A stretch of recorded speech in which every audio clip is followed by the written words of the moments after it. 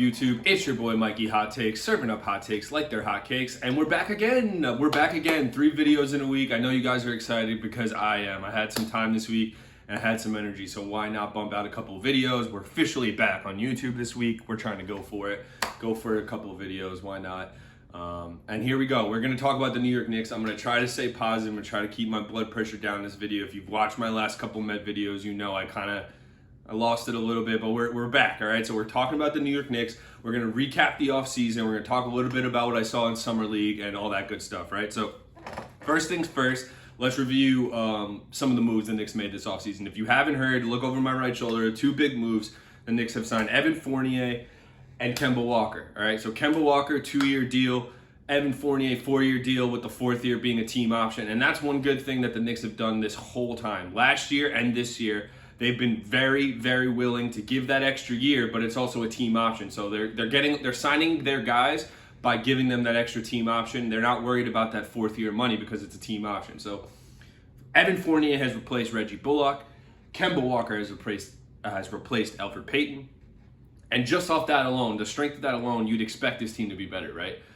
After what we saw last year, this team clearly needed scoring. They clearly need a couple guys that can get their own shot outside of Julius Randle and RJ Barrett. The Hawks were gunning for them in that series, especially Randle. Randle had nowhere to go. With these 2 guys on your team, you're not going to be able to help off of Julius Randle like that. You're not going to be able to put Trae Young on one of these guys and hide him or something like that. You're not going to be able to put your worst defender on Fournier or Walker because they're going to make you pay, right? So real quick, let me run down what I think the Knicks' 10-man rotation will be. They'll have Kemba at the 1, Evan Fournier at the 2, RJ Barrett at the 3, Julius Randle at the 4, and then take your pick of Mitchell Robinson, Nerlens Noel at the 5. I personally think in the way this team is set up, I would put Noel with the starting unit and make him just a defender, and then keep Robinson with the second unit for energy and rebounding and all that stuff, and he can also catch lobs with Derrick Rose. And the second unit will be Derrick Rose, Emmanuel Quickley, Alec Burks, Obi Toppin, and Mitchell Robinson, in my opinion. So that's a 10-man rotation right there. No rookies in it, which is, think about that. They just drafted 4 rookies, and none of them are going to be in the rotation, in my opinion. Quentin Grimes and Deuce McBride may see minutes down the line. They looked amazing in Summer League. I mean, you couldn't ask for more from those 2 in Summer League. And I got to be honest, Grimes wasn't my, preferred choice. I wasn't angry at the pick. I just wasn't, ecstatic over it. But the more I watch him, the guy has toughness, and I didn't realize how much of a knockdown shooter he is. I know I see some people comparing this guy to Allen Houston. Let's relax. Allen Houston is my favorite Knick of all time. For those of you who don't know, Allen Houston is my guy. He's probably my first favorite player in basketball. Honestly, I remember watching this guy go toe-to-toe with Kobe Bryant 2002 or 2001 or whatever. It was great. But anyway, let's slow down on the Allen Houston comparison for Quentin Grimes. He may not even see action this year. But I really like the way he looked in Summer League. Deuce McBride, on the other hand, this guy looks like he could be in amongst the sleepers again. Last year, the Knicks took Emmanuel Quickley with the 25th pick. People were saying that was the sleeper of the draft. Look at Deuce McBride now in the 2nd round. I mean, this guy being a 2nd-round pick is scary. He's got a 6'6" wingspan despite being 6'1", and he's a great defender, and he's hitting shots in Summer League. So I really like that pick. But if we're looking at the Knicks offseason, I mean, what do you have to complain about? I see some people say, oh, they gave Burks and I don't understand giving Burks and Noel. So Nerlens Noel averaged 2 blocks and a steal a game last year or something like that. He was, in my opinion, he was a top 10 defensive player in all of basketball last year. You expect to get him for less than 10 million or 13 million a year? I don't expect that. And even if you do expect him to get him for less, what are you talking about? $1 or $2 million difference? I mean, I have no issue with the Noel contract. Like I said, team option the last year. Same thing with Alec Burks. I thought Alec Burks was probably the clutchest player on the team last year when he was healthy, and he was the guy who wasn't afraid of the moment. He was closing a lot of games. So if the addition of Fournier, the addition of Walker, this team is just so much deeper and so much better. And year 2 with Tibbs and Leon Rose and all this, you could just feel. I know it's just, I hate the term the culture change, but it's this is the quickest culture change I've ever seen in sports. I mean, literally this time last year when I was recording Knick videos, people were probably laughing at me, saying, why can't this team make a play-in game? I was one of the few optimists last year, saying that they could possibly make a play-in game. Now, we're looking at, if they don't repeat in the 4 to 5, 6 seed range, people are going to be disappointed.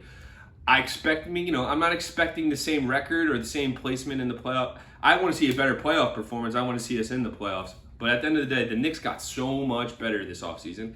And a lot of these contracts are very movable. I know everyone focuses, if you watch like Stephen A. Smith and all that, everyone's all over Damian Lillard and all these, high-profile superstars that might ask for a trade.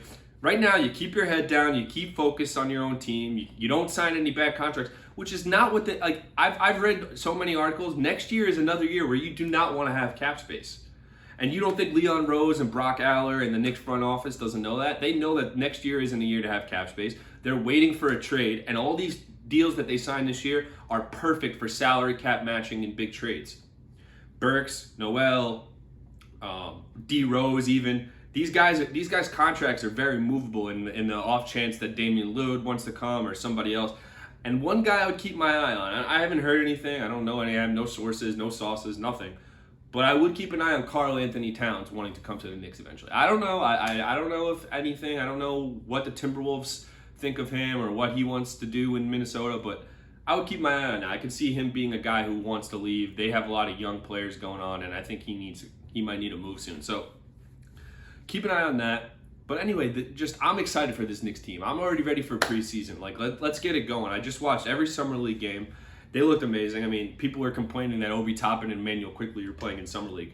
They're second-year players. This is the way the league's worked forever. I mean, there have been so many second-year players that play in summer league, and also they didn't play summer league last year, and also Obi Toppin barely played last year. So they all look good. Obi Toppin was first team all summer league. Take that for what it's worth. Take it with a grain of salt. But I really do want to see Obi Toppin a more increased role this year. I don't think we can put the same onus on Randall this year.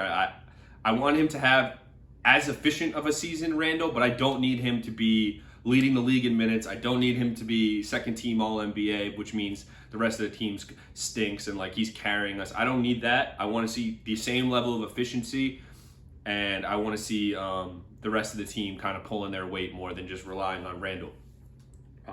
You have year 3 RJ Barrett. You'd have to expect him to take another leap. I mean, there's nothing really bad about what this team has going on right now. And the combination of Kemba and Rose at point guard, it's whichever guy has it going that night, you're comfortable giving him the keys down the stretch. Kemba, D Rose, even if they have to play together a couple of times, that's a dangerous backcourt that you really need to worry about defending. So unlike last year when you had Elfrid Payton, standing wide open at 3-point line, bricking threes, this year you're not gonna be able to do that with Rose, and you're not gonna be able to do that with Walker, and especially not with Evan Fournier, who I think is probably one of the best shooters on the team now that you just signed. And compared to a lot of other guys in similar roles like Tim Hardaway Jr. and other guys, I like Evan Fournier. I think he brings a lot. I think he brings a good team attitude, and you have to think that Tibbs spoke to his longtime coach in Orlando, Steve Clifford.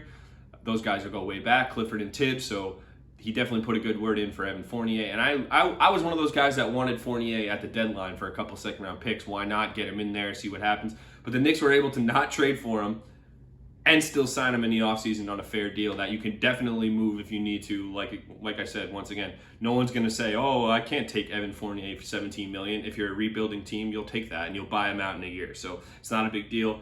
The Knicks are in great shape right now. And like I said, I don't expect them to repeat or get better, but I expect that level of consistency to come back in year 2. And if you have 2 good seasons in a row, then people start to take notice. It's not just this aberration where everyone let you win and there was a COVID year and all that. They actually are going somewhere. They're actually headed in the right direction. I'm excited to see where this team goes. I'm excited to see what the big move will be eventually when it comes, because Lord knows everybody keeps talking about it. And that's that, yeah. So positivity for the Knicks. Let's stay positive about one team in blue and orange, all right? The other team, which you've already seen me rant about, we don't want to talk about in this. They're officially Voldemort in these discussions. So that's it for the Knicks.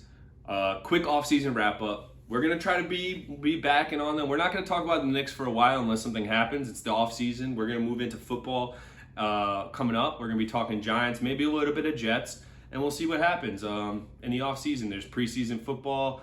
We got MLB playoffs coming up. The Yankees will be headed there, so maybe I'll talk a little bit of Yankees in the playoffs, or we'll discuss that. Even though I'm not a Yankee fan, don't claim to be, but I love baseball, love New York baseball, so we'll watch some Yankee playoffs this offseason because that team is hot right now. That's one team that is definitely performing in New York. So at the end of the day, go Knicks. subscribe, like, all that other stuff. And yeah, stay tuned to Mikey Hot Takes. Peace.